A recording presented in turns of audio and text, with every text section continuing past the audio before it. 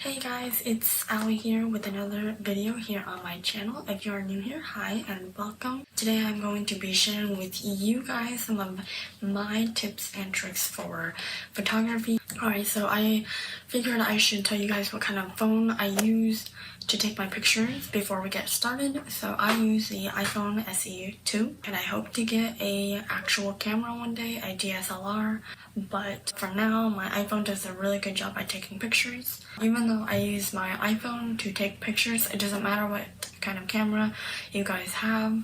Any of these tips and tricks will also work for you as well. And be sure to hit that bell button down below so you guys can get notified every single time I post a new video. And make sure to hit that like and subscribe button down below as well. Every one of you guys watching my videos out there means the world to me, and I appreciate and love it so much. And I hope that we can create a great community here. And without further ado, let's get into the video. Alright, so tip number one is to just get started taking photos, and I'm sure a lot of people say that, so just grab your nearest camera and take photos. I remember at a young age I started taking photos with my brother's small little camera and my camera. This is what it looks like. It is a Kodak EasyShare C1505. It's nothing crazy, it's just a simple little tiny camera. But I had a lot of fun taking pictures with it, and I would take pictures of everything and anything, just like the randomest things. I didn't take the pictures with like photography in mind, I just took them because I wanted to remember like everything. Alright, so my second tip for you guys is to experiment. Also, if I'm looking down, it's because I have notes.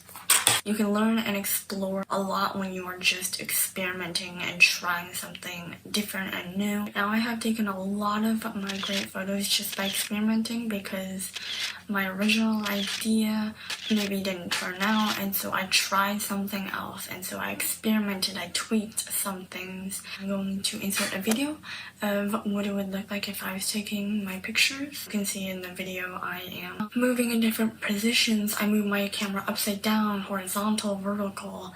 I am getting those different angles and different perspectives. I am going really close to the brushes, but I am also going farther away. I'm taking pictures so you can see the top of the paintbrushes, sides, the backs of it, like all of it, because every time you change your angle or your position of your camera just a little bit, it does make a big difference, and you will see a new perspective that you didn't see before just because you changed your perspective, your camera just a little bit.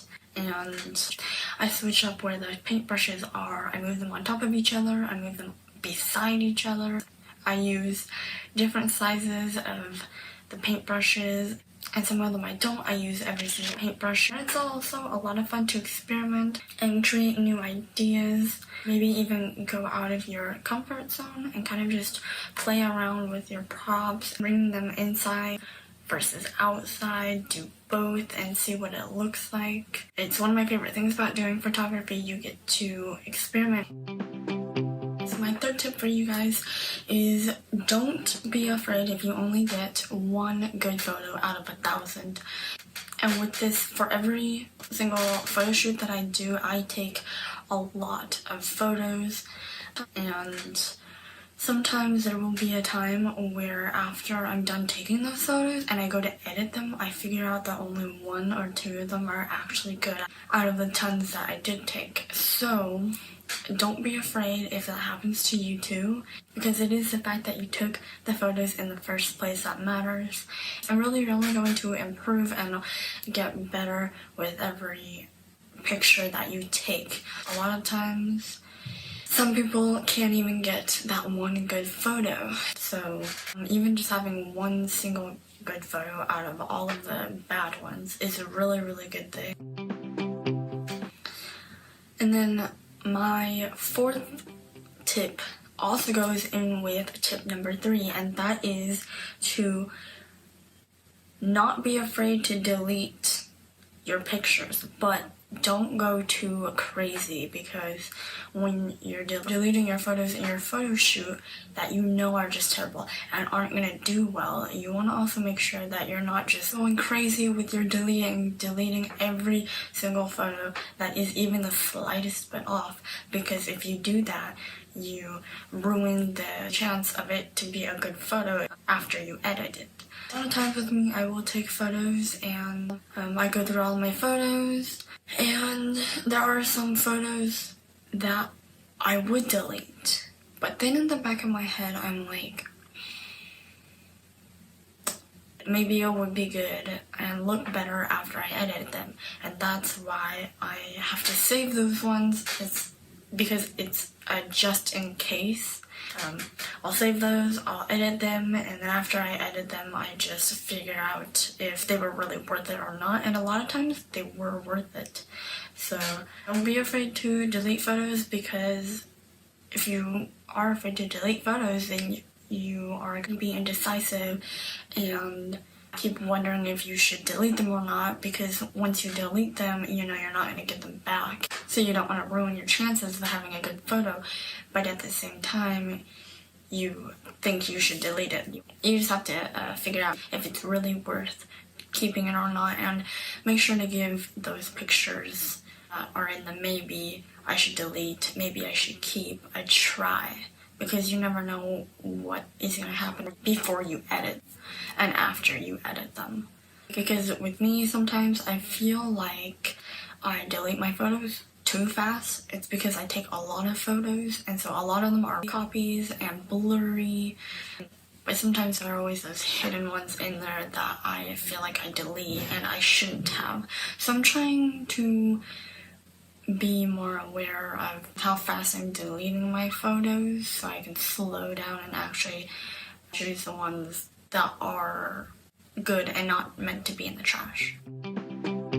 Alright, so my 5th tip for you guys is to work with other photographers. Talk to them and figure out what they do differently than you do, learn from them, and how you can switch up your photographing skills, because there is always something new to learn. It's really cool to just interact with other people who are doing the same thing as you and give feedback and opinions on a photo, especially because they understand all the terms and stuff that goes into photography that others may not know.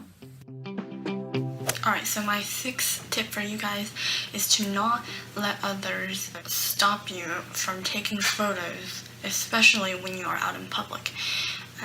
With me, a lot of times, I feel really weird taking photos actually in front of anyone else that isn't my subject in my photos, and they're just like watching me, because it's gonna just feel like that they're just silently judging me in their heads, which is silly, because a lot of times they're probably not even watching, or they don't even care. So I try not to let that bother me and kind of just have more confidence, because it's important for you to know that in those moments that you think that people are judging you for taking your pictures, that those moments are not as important as the pictures you do actually take, because that's much more important, right? Your artwork is so much more important than if someone is just watching you and they're not even saying something to you most of the time, but you just feel like they're judging you, if that makes sense. Although I did take pictures in public before with a lot of people around me, and that was pretty easy because everyone else was pretty much taking pictures too, so. Alright, so my 7th tip, my final tip for you guys is, of course, to have fun with it and don't overthink it. I know it can be easy to overthink it and kind of think like, oh, I need all of this equipment, and if I don't have all of this equipment to take these photos, then they're not going to be good, because that's not how it is. I take my pictures on my phone, and all it is just me and the phone. I don't even have a tripod. Well, I do now, but I only got that like a couple days ago from a friend. Before then, I didn't even have a tripod, and I'd have to stand up my phone on something and try and take pictures that way if I was the subject in the photos. Have fun and don't overthink it, because if you just overthink it, then you're probably gonna procrastinate, right? And you're just gonna keep thinking that, oh, I need to plan everything out from A to Z, and everything needs to be perfect.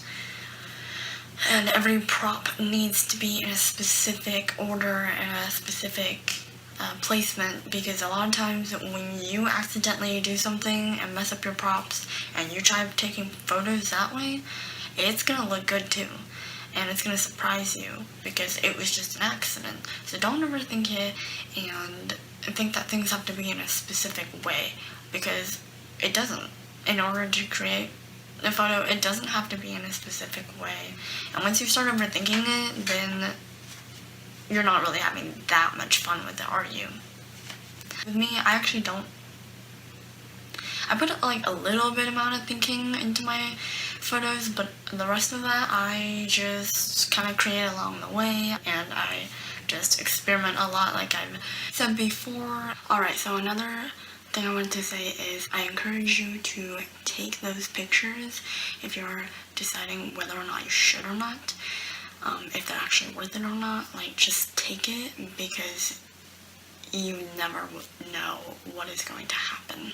Alright, so those are my 7 tips and tricks for photographers, and I hope you guys learned something from this, and if you didn't, I hope you enjoyed the video. Comment down below if you guys have any photography related video requests that you guys want me to make, or any questions about it that I can make in future videos. I already have some photography related videos in mind, but this way I know exactly what you guys are wanting as far as specific photography questions. Also, just comment down below any other video requests that you guys want me to make. And if you guys want to see any more of my photography pictures, go to my Instagram. Thank you guys so much for watching, and I will see you guys in the next one. Welcome back to another video. And welcome back to a no, sorry.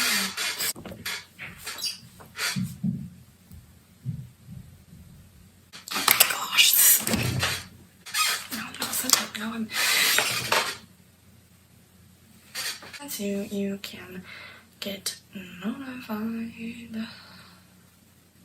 Since the iPhone is what? I have to refill. Low advantage. Is that a word? Just pick up your nearest camera